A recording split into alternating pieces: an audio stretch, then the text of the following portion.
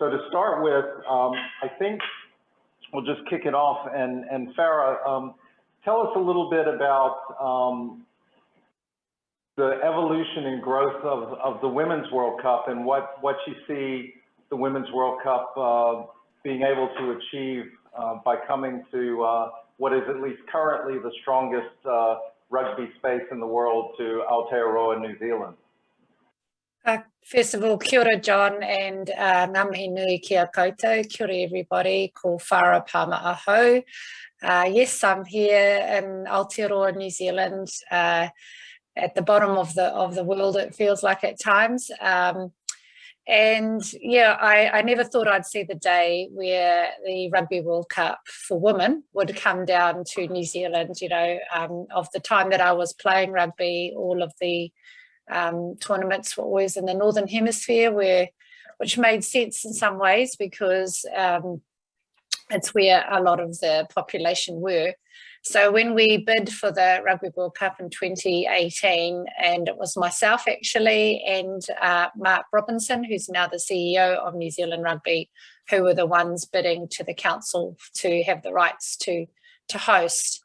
And it honestly felt like I was actually playing in a Rugby World Cup. That's how much it meant to me to bring the rugby world down to Aotearoa, New Zealand, to see women playing rugby. And our whole theme for the Rugby World Cup 2021, playing in 2022, is to take it to the next level. And we want to demonstrate that women in rugby have unstoppable energy, that Aotearoa, New Zealand, has unstoppable energy. We've used the wave, the ngaru, as our kind of like metaphor for that, because we want everybody to come to our shores. We know it's a bit of a mission, and unfortunately COVID-19 has hit us and hit the world globally. So that is now no longer possible with our current government stance on having people in quarantine for 2 weeks prior to being allowed out of quarantine to tour. So we might have some really, really keen people who are willing to do that, but spaces are also a challenge. So we've got lots of challenges, but we're up for it. Yeah, I just have to commend your Prime Minister and your government for, I think, taking swift and decisive action, and, you know, I think really kind of being a role model for the way in which COVID-19 was dealt with.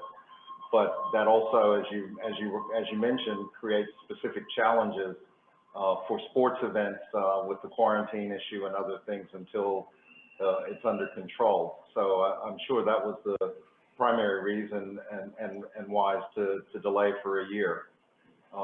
Obviously, this is a momentous time for women's rugby. In the last week or so, it's been announced that BBC is going to broadcast the Red Roses Six Nations Test matches live. BBC Alba in Scotland is televising the Scotland-Japan women's game live, and so it seems like it's a perfect moment to bring the Women's World Cup to what I think people would not dispute, to the heart and the core of world rugby in Aotearoa, New Zealand. Yeah, I think, as I said, we are riding a wave of enthusiasm, and it's all about the kaupapa, or the purpose, which is really about empowering women and demonstrating that women have this real passion for being involved. We've got 3 World Cups in New Zealand that are for women. We've got cricket, then we've got rugby, and then we've got football. So we as a nation really want to demonstrate that we really believe in gender equity. We've also kind of been the first World Cup where we don't actually call it the Women's Rugby World Cup, we just call it the Rugby World Cup. That does cause some confusion for people, but you know, there's only one Rugby World Cup happening. Then there's the Sevens World Cup. So I think that if you're a rugby person, you know that it's going to be the women that are playing in this tournament. So we're really trying to see if we can work with the other sports as well to really create a legacy and to create this momentum to get behind and support females in sport. That's awesome, and you know, so exciting for what's happening both in New Zealand and for women around the world. Jim, while we're sort of thinking about moving forward and we've announced the World Cup bids, tell me where you see the Women's World Cup and what the potential for coming to the U.S. is for women's rugby here. Yeah, I think we, as you probably know, we announced today further developments on our bids, I guess. So we've formally confirmed today that our intention is to submit bids for the 2029 Rugby World Cup, which is a women's World Cup for everybody's clarity, although you should know. And then and we're prepared to bid on the men's side with competing against Australia in the 27 or 31 options. Our intention or our preference is 31, given the longer lead time to help develop the game on the men's side, more so than on the women's side for 2029. So the reality is we're competing against France for 2029. So there is a competition over one edition of the World Cup, but we're prepared to do that, and certainly looking for World Rugby's guidance in terms of how they see the men's side being discussed, and perhaps some sort of amicable focus in those areas. But right now, we're prepared to create a host organization that would prepare both 29 and 31 would be our current strategy for the United States. That makes a lot of sense. How do you see, or how do you determine what the right moment is, let's say, in our development, looking at 2027 as opposed to 2031 on the men's side? What's part of the decision making? Do you think it's just driving up enough interest in the meantime with events like the one this weekend to get us ready? Yeah, we've obviously have evolved our thinking in terms of when's the right time.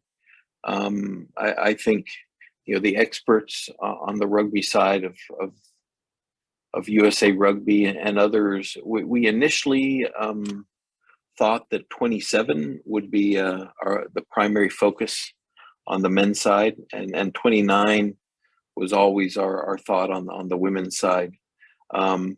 But our thinking on the men's side has evolved a bit to feel that 31 makes a bit more sense to us, and that I think the elements there are, Australia is really pushing hard for 27, so we respect that and understand that. But on the development side, there's definitely a sense that we can use the additional time to help develop not only our team, which needs more work than the women's team for 29 is what everybody's saying, but also to develop the market, as was discussed in your previous panel. I think there's a lot of work to do on the marketing side, on establishing a true rugby, well-coordinated, well-activated, and really prepared rugby community that will support the event in 31 more so than 27 is the thought. So, and that's really our thinking. And then to your point, I think we've been a little bit more true to ourselves, so to speak, in the United States, and understand that the additional time, while we're competitive people and would love to compete for 27 as well, but I think we're quite clear with World Rugby, and I think World Rugby is quite amicable to the idea of us focusing more on 31 in our bid. That makes a lot of sense, because it seems like when we had the Soccer World Cup here, we weren't quite where we needed to be in the growth of the professional game to take full advantage of that. And so with with that extended opportunity, it gives us, you know, MLR will have had a decade of playing. We'll have time to develop more of the infrastructure, the media infrastructure, et cetera. The last session that we were in, everybody agreed that the future of rugby is success in the USA. So we know that, and we're excited about that. Nicolas, bonjour, bonsoir, welcome. We've got Nicolas Horquet here. Claude was having trouble connecting, so if you can't get the number one man, you definitely are happy with number two. Nicolas is actually head of the international relations for the French World Cup in 2023. Nicolas, what I wanted to ask you initially about is, having hosted the World Cup in 2007, you know, what kinds of things did you think were successful there, and what sorts of things do you do differently when you bring it back to the country again? Yeah, thank you very much. Thank you very much, John. And I would like to apologize, Claude. Claude is currently in travel, and apparently he met some technical issue to reach the forum. So I know that I'm not the person you wanted to see, but I will try to replace him as best as possible. So your question is very interesting, and to be honest, it was a question that during the bid many people ask us this question. In 2007, I think the Rugby World Cup was very successful in terms of crowd, in terms of ticketing, in terms of sponsorship. In many terms, the Rugby World Cup in France in 2007 really increased the level of the Rugby World Cup. We have sold 2.3 million of tickets on this occasion, so we breached many records during this edition. So what we want to do better in 2023 than 2007, it will be mainly in the philosophy of the event, because between 2007 and 2023 it's only 16 years, but many things changed during 16 years. Now a sporting event now must be acceptable for the society. For many years, a sporting event arrive in the country, organize the game, the event and everything, good success on TV, good success in the stand, and that's enough. Now it's finished. Now it's over. This kind of philosophy is clearly over, and definitely a sporting event must have a raison d'être, as we say in France. Must have a clear vision to let a true legacy, and not only in terms of on the financial aspect. The legacy must be very important, and it is also the CSR strategy is clearly also very important. An international sport event must be now responsible and have the responsibilities to the society. So we have at France 2023 a very strong CSR strategy that includes, as example, our apprenticeship program named Campus 2023. It will be 3,000 young men and women which will receive an education, a salary, and work experience through the Rugby World Cup. It is an example of the legacies that we already start to deliver.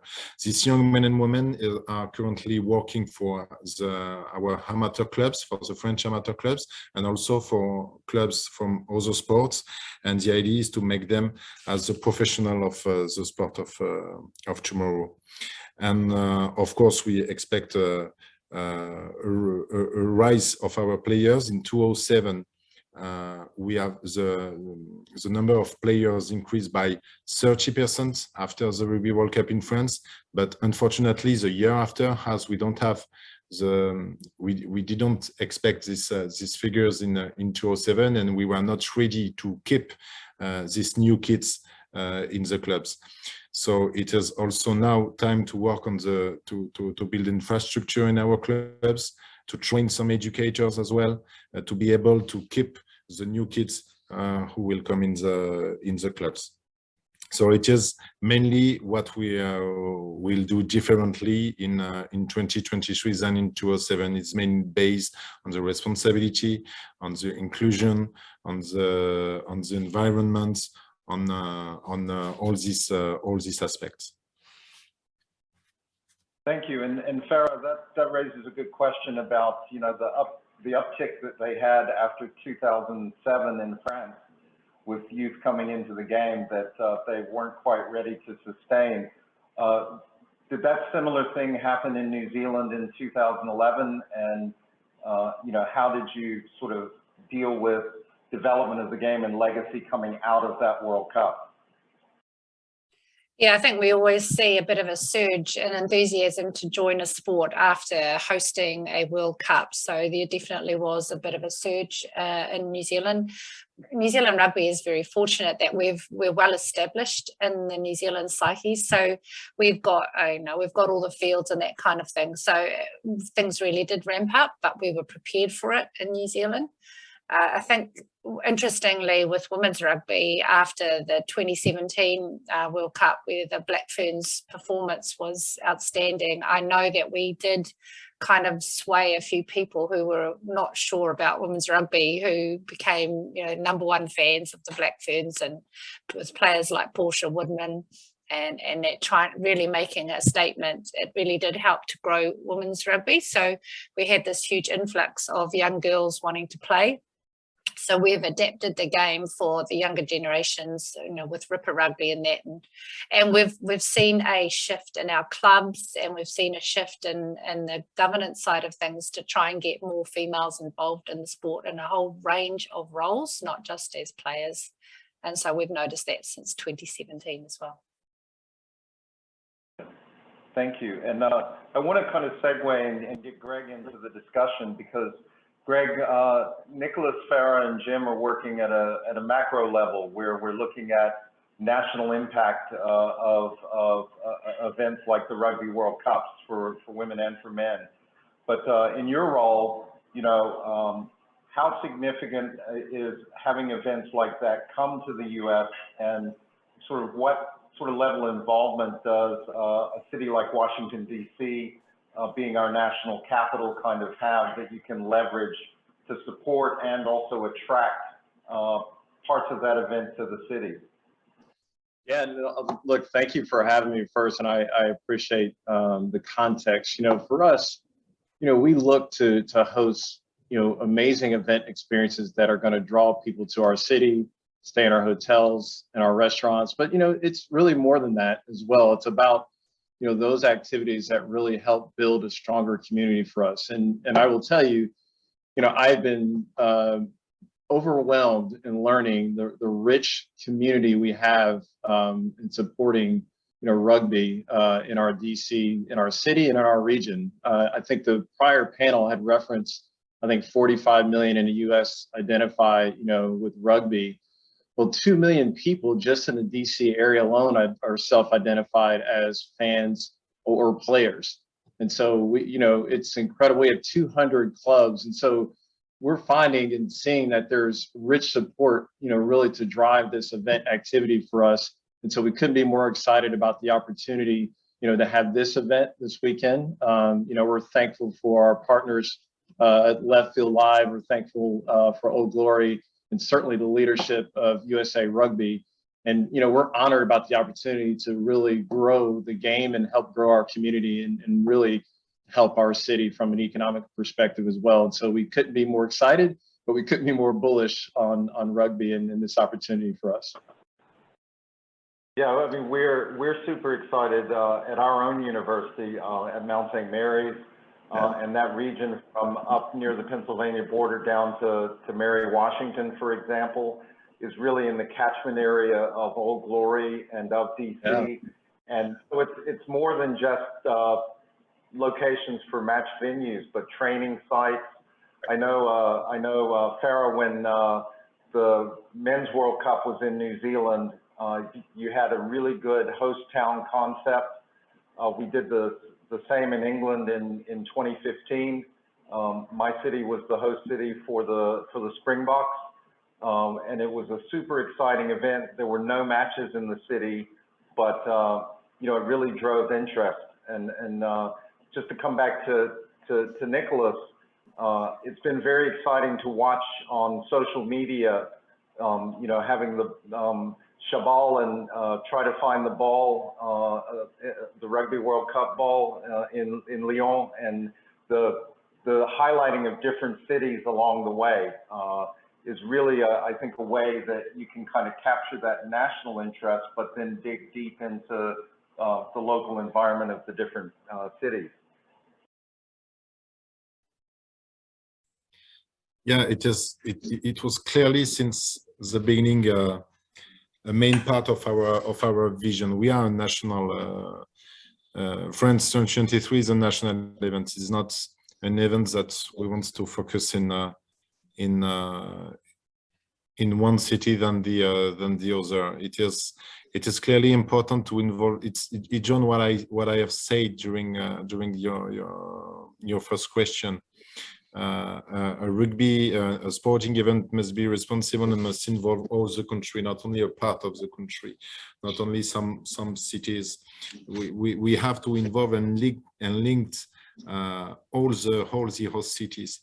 We have only 9 cities, because usually in Rugby World Cup is more 12 host cities, but we took the decision to have 9 cities because for us it is the good figures to arrive to link all the stakeholders, all the region in France, and we will be able to cover all the territory during this Rugby World Cup.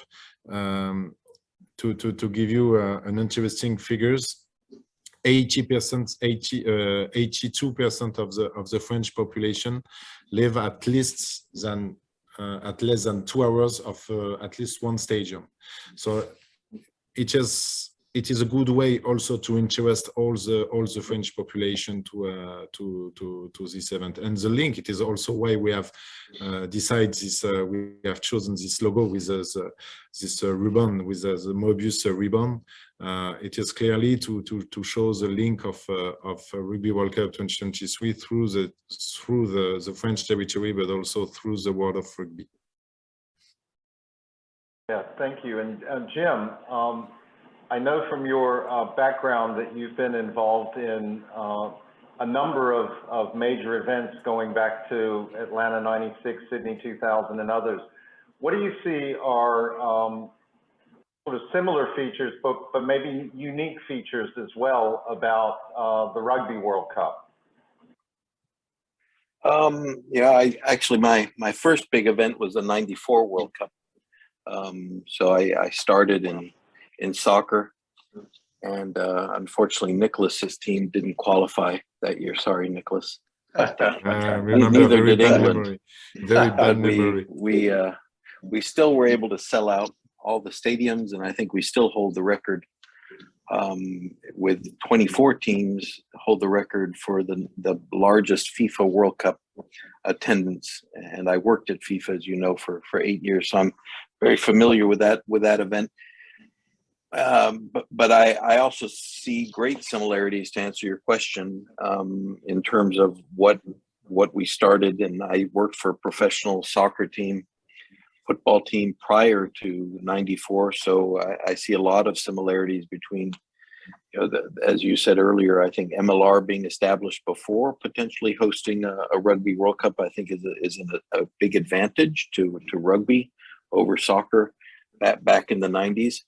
But I do feel a real sincere enthusiasm and really a question of perhaps doubt or some concern out there that are we really able to host a Rugby World Cup, given where rugby currently sits in our sporting landscape, which isn't very different to what it felt like in '94, when I think we all were really questioning the size of the stadiums chosen and the number of tickets, and the fact that the prices were we're really at a level that in soccer in our day, though, it was really a different world.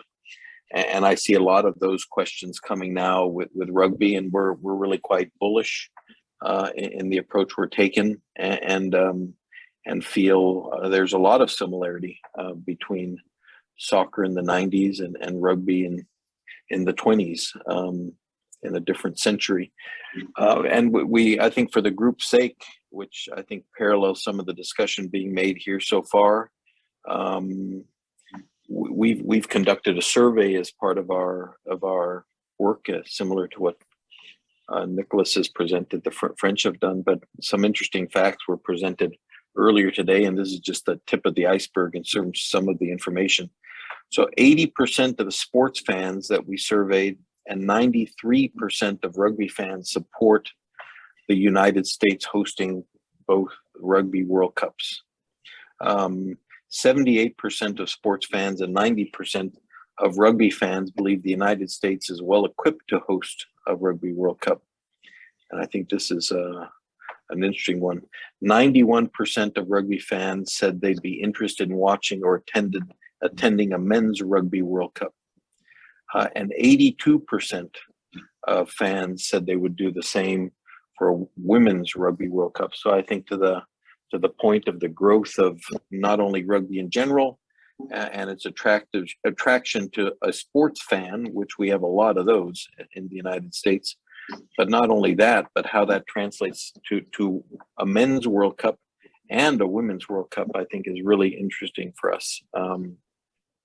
And I think to the point is, I think those numbers are obviously very attractive to World Rugby and will be, but I think again supports our idea of not only a men's World Cup coming, but also a women's World Cup, which I think is very, very interesting for the group to appreciate. But I think, as you said earlier, John, I think our challenge and the reason we do find the need for time more so, and we'll take advantage of it, which didn't necessarily happen with Japan, or Qatar on the FIFA World Cup side. I think we're really focused on really activating the development pre-World Cup. So soon, if we are granted the rights, the first initiatives are the development side and getting funding to activate the communities and help grow the game, as well as the top teams, so the high performance side as well. And then the other one is to activate the market and really start similar to LA 28 versus FIFA 26. LA 28 embarked on an aggressive and very active marketing and promotional element. So they're getting hundreds of millions of dollars already for LA 28. Not to say we need to get to that level, but certainly get in the market and help activate that important part to help grow, as you said, MLR and other rugby activities in those early years of being granted the right. So we're very focused on that in our bid as well.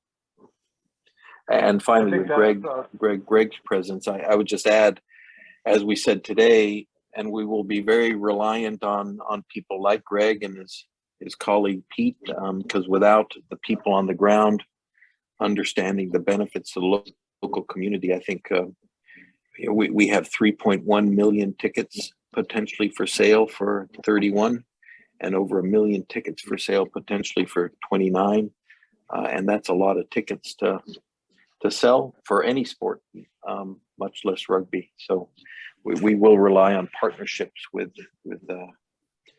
people like Greg and everybody in each community to help support us and really, sell and promote the event, which will, as everybody has said, will stimulate the sport and help not only the U.S. growth, but world rugby growth potentially as well. Thank you. Yeah, thank you, Jim. I like that strategy of thinking about events and packages as well. We have our own event. Farah, you mentioned a series of key events coming to New Zealand. Nicolas, we have the World Cup coming just ahead of the Paris Olympics, which is purporting to be a slightly different way of doing the Olympics. And then here, as Jim mentioned, and relates to Greg, I know you guys have been active in the 2026 host city for the World Cup space. We've got the Olympics coming, and the World Cup for the women and the men would kind of be on the backside of that. But I think connecting events is also important. While we think a lot of us internally to the rugby community, I think as events and ways to get people excited, that a series of events that we can promote, whether that's within rugby itself or across a range of sports, it can be really exciting for cities. Yeah, John, I just want to say, I think what's exciting for us is that, there's a clear path, right? So I think, seeing the opportunities and leveraging these pillars that have been discussed, I think is a theme today about grassroots, the pathways, the elite competition. And then, look, we're just appreciative to have the leadership of, Jim and USA Rugby, in particular their experience of having been there, done that, and other experiences, and can see kind of that pathway. And then already knowing kind of the community that we already have to that we're not starting from scratch. It's exciting for us. So I just want to say we this weekend will be a celebration, as many have said, and as rightly it should be. But it really is on that path kind of that we all need to continue and build this momentum. So I couldn't be more excited. I'm happy that we're having this conversation. Yeah, thanks so much, Greg. Farah, we're going to, this is how important having you here and having the All Blacks representing New Zealand Rugby in Washington, D.C. We're going to bring you back in for a Q&A little interview at the end of the day to get everybody really excited about the All Blacks and kind of an understanding of how significant rugby is in New Zealand and the kind of international excitement around New Zealand rugby. I think that we want to grow rugby in the United States, but we also want to make sure in France and New Zealand and everywhere else rugby remains strong and has a strong culture.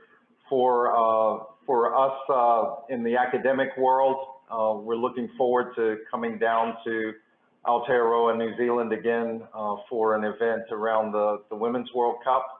And then I do know that Olivier Nier and Guy Baudet have been active in bringing our World Cup linked conference to Lyon at the time of the 23 World Cup. And I couldn't be more excited to be coming to both New Zealand and to France and seeing how successful these events will be. And then obviously for us to welcome both the women and the men's World Cups to the United States. So thanks everybody, and I really appreciate you jumping on, Nicolas. That was awesome for us. So we really appreciate that. The next session